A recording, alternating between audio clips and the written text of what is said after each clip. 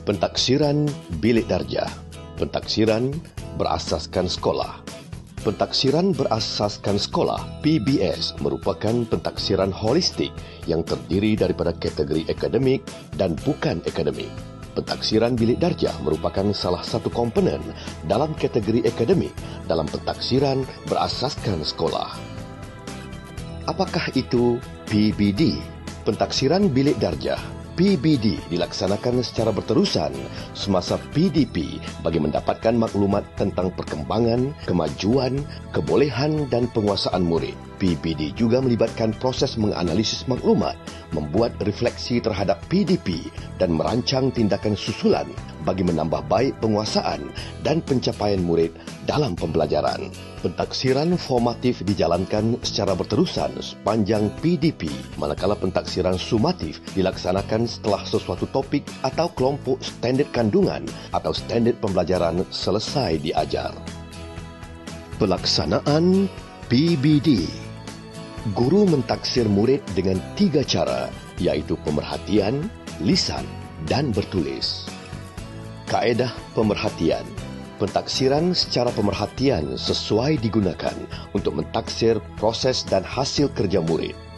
Guru juga boleh mentaksir penguasaan kemahiran dan sikap murid. Guru memerhati aktiviti murid dan mentaksir dengan membuat catatan ringkas atau menggunakan senarai semak atau skala kadar atau rekod berterusan. Sebagai contoh, dalam mata pelajaran pendidikan seni visual, guru memerhati murid membuat corak teknik collage. Guru memberi maklum balas secara lisan tentang teknik menggunting kertas yang betul semasa pemerhatian dilakukan. Guru boleh mentaksir proses kerja murid dengan menggunakan senarai semak. Dalam mata pelajaran sejarah pula, guru memerhati murid melaksanakan tugasan dalam kumpulan. Murid berbincang dengan rakan-rakan lain dalam kumpulan dan membentangkan hasil kerja mereka. Berdasarkan hasil pemerhatian, guru boleh mentaksir murid dengan membuat catatan ringkas dan memberi maklum balas secara lisan kepada murid. Kaedah lisan.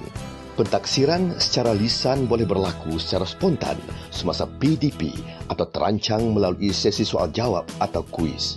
Kaedah ini boleh digunakan untuk mentaksir antaranya kefahaman konsep, kemahiran mendengar, kecekapan mencongak, pertuturan dan sikap. Sebagai contoh, dalam mata pelajaran matematik, guru menyoal murid secara lisan untuk mencungkil pemahaman murid tentang konsep matematik seperti tambah dan tolak. Guru memberi maklum balas berdasarkan jawapan murid untuk menambah baik penguasaan pembelajaran murid. Guru boleh merekod perkembangan murid dalam rekod mengajar guru atau instrumen pentaksiran yang bersesuaian. Dalam mata pelajaran reka bentuk dan teknologi, guru boleh mentaksir hasil pembentangan murid mengenai kepentingan tenaga solar dalam kehidupan. Guru menyoal murid untuk mengenal pasti kefahaman murid dan memberi komen kepada murid.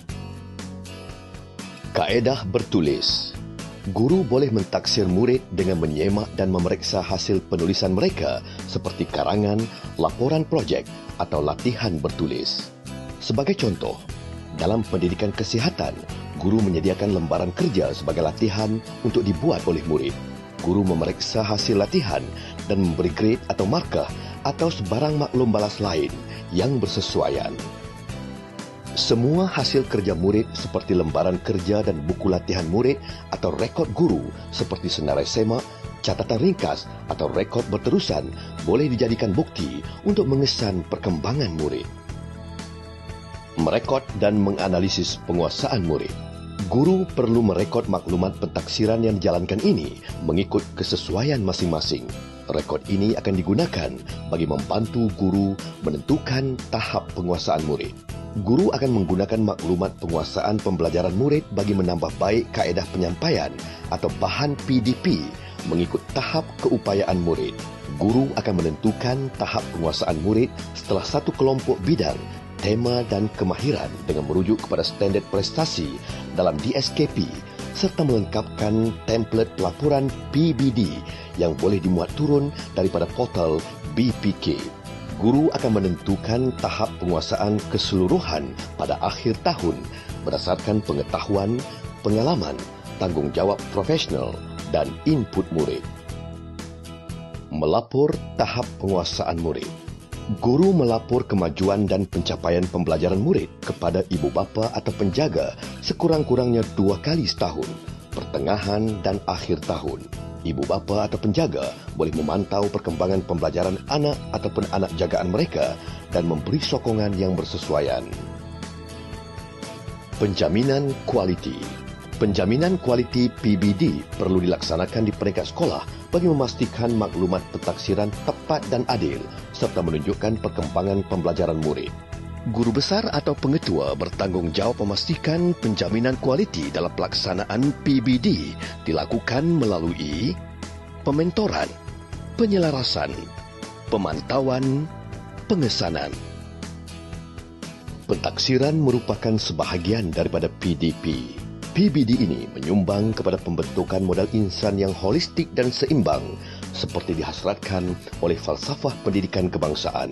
Pembudayaan PBD dalam kalangan guru berupaya menghasilkan anjakan kepada pendidikan yang tidak berorientasikan peperiksaan.